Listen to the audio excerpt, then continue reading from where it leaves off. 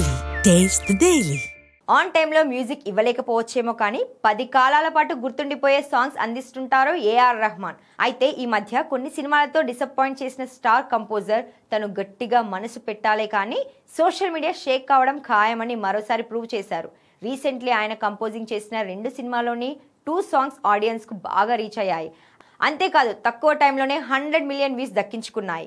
ధనుష్ ఆనంద్ ఎల్రాయ్ కాంబోలో తెరకెక్కుతున్న romantic love story Theri ఇష్క్ మే కృతి Haasan heroine గా నటిస్తున్న ఈ సినిమా నవంబర్ 28న ప్రేక్షకుల ముందుకు రాబోతుంది. ఈ సినిమాకు మ్యూజిక్ అందిస్తున్నాడు ఏఆర్ రెహమాన్. ఈ సినిమా టైటిల్ సాంగ్ రిలీజ్ చేయగా జస్ట్ 3 వీక్స్ లోనే 100 కోట్ల వ్యూస్ దక్కించుకుంది. ఈ మధ్య కాలంలో ఈ స్టార్ మ్యూజిక్ డైరెక్టర్ కంపోజ్ చేసిన ఏ సాంగ్ ఇన్ని వ్యూస్ రాబట్టుకోలేదు.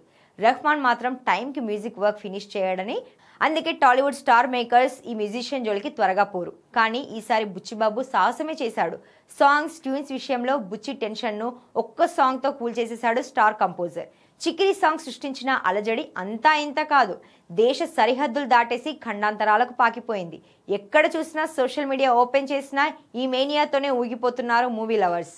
సాంగ్ రిలీజ్ అయి 2 వీక్స్ దాటినా కూడా టాప్ 5లోనే కంటిన్యూ అవుతోంది. అన్ని భాషల్లో 100 మిలియన్స్ క్రాస్ చేసి చార్ట్ బస్టర్ గా మారింది.